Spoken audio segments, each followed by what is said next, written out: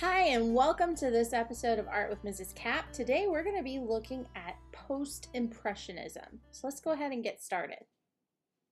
So what is Post-Impressionism? Post-Impressionism was predominantly a French art movement that developed roughly between 1886 and 1905.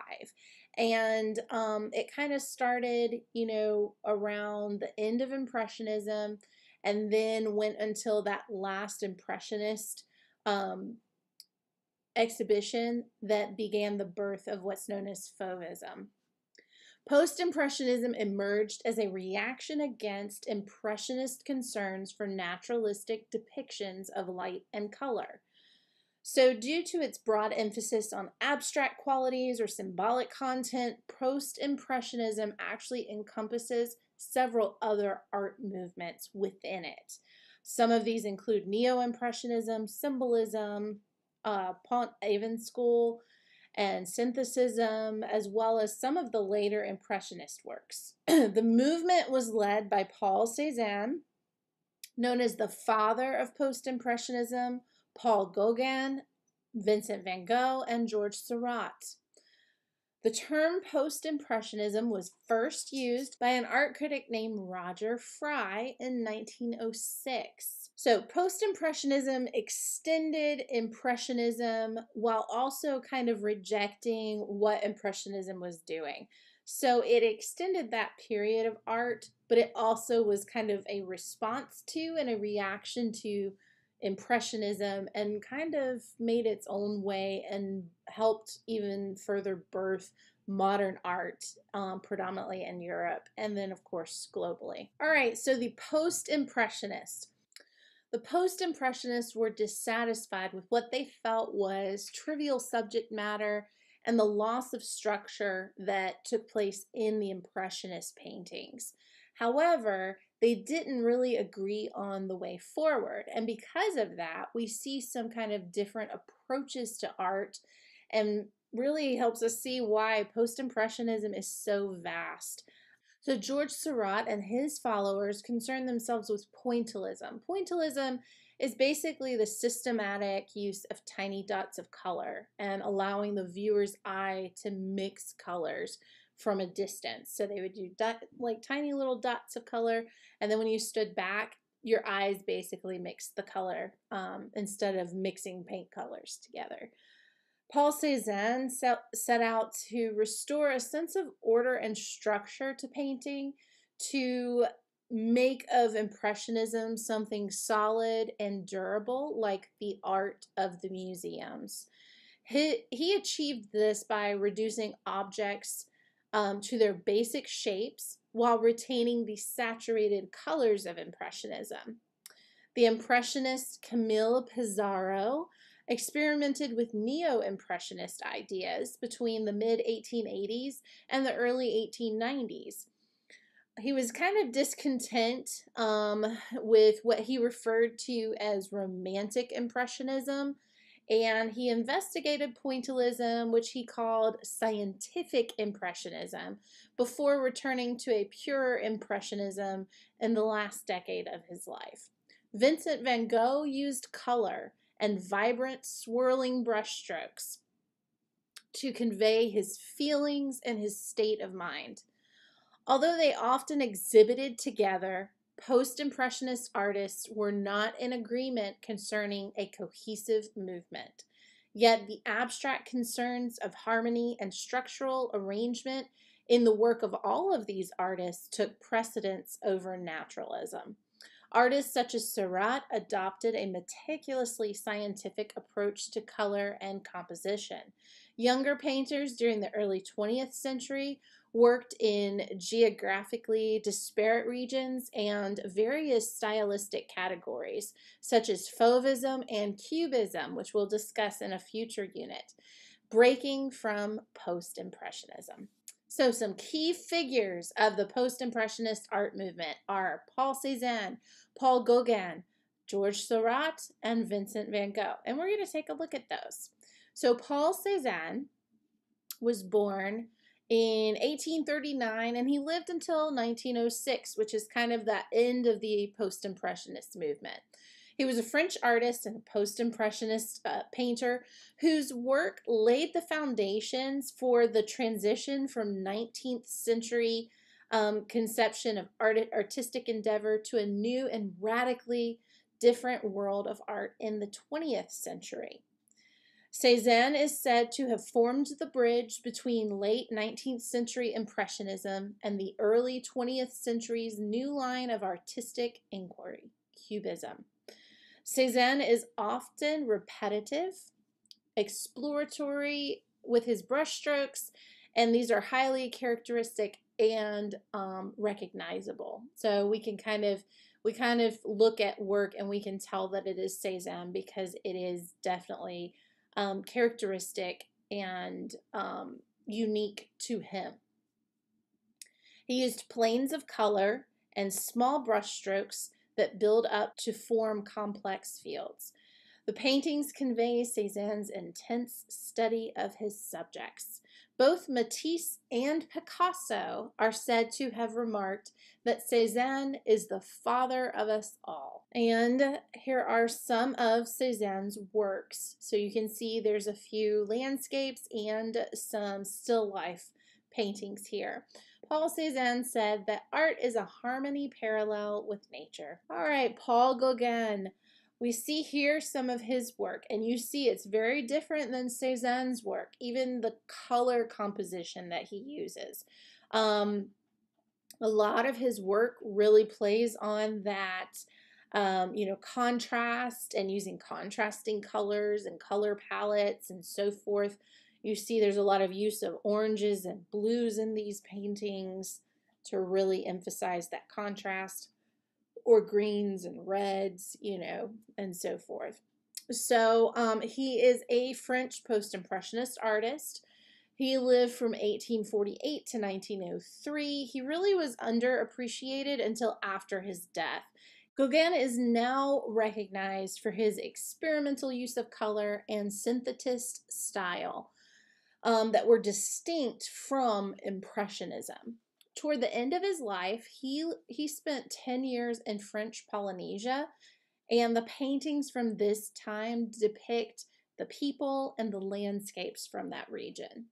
His work was influential on the French avant-garde and many modern artists such as Pablo Picasso, Henri Matisse, and he is well known for his relationship with Vincent and Theo van Gogh.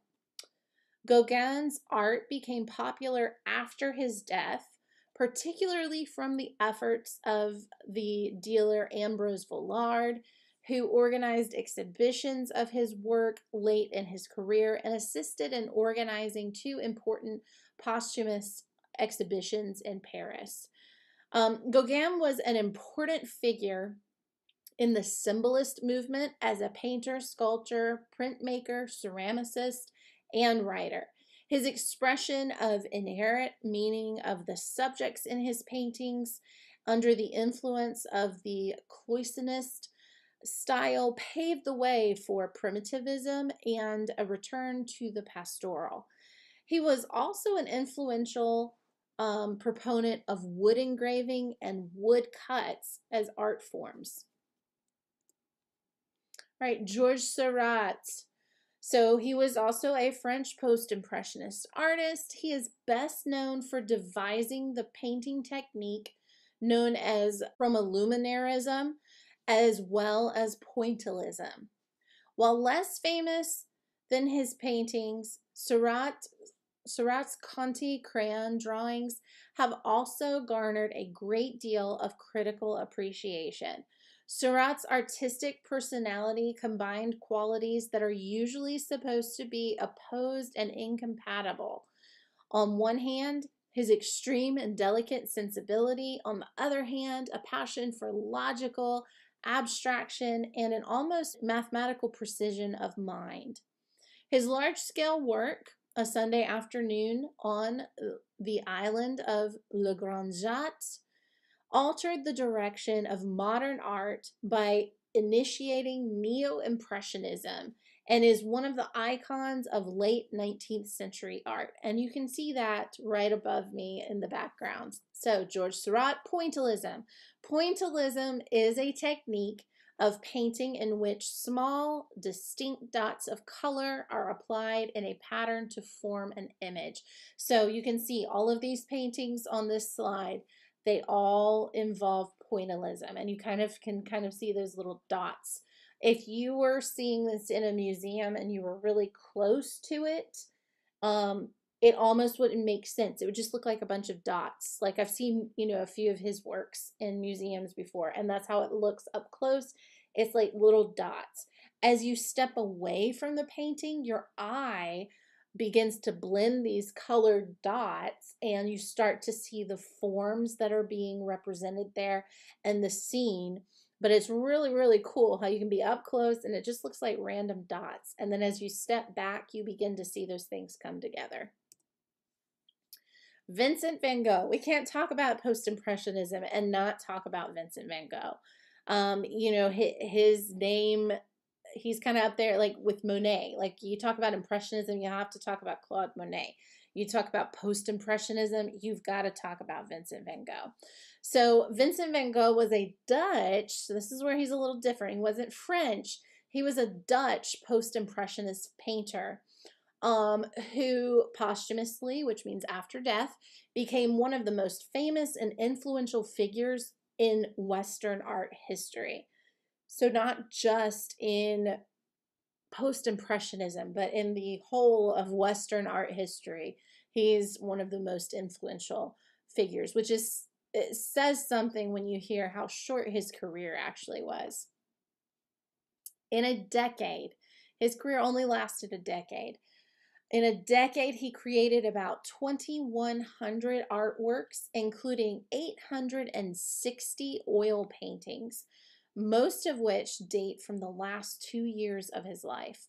His works include landscapes, still lifes, portraits, and self-portraits, and are characterized by bold colors and dramatic, impulsive, and expressive brush work, which contributed to the foundations of modern art. Not really commercially successful, he struggled with severe depression and poverty, eventually leading to his death at the age of 37. So here's some of Van Gogh's works. And we see this quote here, "I dream my painting and I paint my dream." But you can see just some of these works that are characteristic of his style. Those, expressive brushstrokes, those bold colors, all of those things that work together. These paintings, you can kind of see kind of a common color palette. He tended to be very much into these like yellows, blues, greens. Like that tends to be like the color palette of choice for Van Gogh. Think about Starry Night. It's mostly blues and yellows with some greens and a little bit of white and, that kind of thing. But looking at these paintings, you see that similar color palette. So it was definitely something that he was drawn to. Most of the paintings I've seen, that's kind of how it is. It's those blues and yellows and greens and applied in a very bold and expressive way. All right, so that concludes our discussion of Post-Impressionism. Now we're just going to mention a few things about a project, and then we will be done with this lesson. So my Van Gogh bedroom. For this, what you are doing is you're actually not like copying Van Gogh's bedroom at Arles, but you are making your own bedroom, but looking at the style of his Post-Impressionist bedroom. So you're going to do your own bedroom wherever you are, your own bedroom in the style of how he did his bedroom. So you'll look at some of those like brush strokes and kind of do those same things. So you'll be creating your very own bedroom. That's your bedroom in this style. Now it can also be your dream bedroom. So if you're like, well, I don't really want to do my bedroom, do your dream bedroom, what you would like for your bedroom to look like or something like that. So you can, put some of that imaginative aspect in there. So you'll be learning how to do 1-point perspective. We're going to explore 1-point perspective in this project. So if you haven't learned how to do that before, we learn how to do that in this project. We walk through 1-point perspective so we can get, a scene that's kind of realistic looking and has that real feel where it feels like you're standing in the bedroom. But you're going to design your own bedroom. You will be using some Sharpie, pencil, ruler, and then you'll be using your watercolors. If you do not have watercolors, you can use colored pencils. However, it won't turn out quite the way it needs to look with colored pencils. So just keep that in mind. Anyway, thank you for joining me for this episode of Art with Mrs. Cap, and I will see you next time. Bye.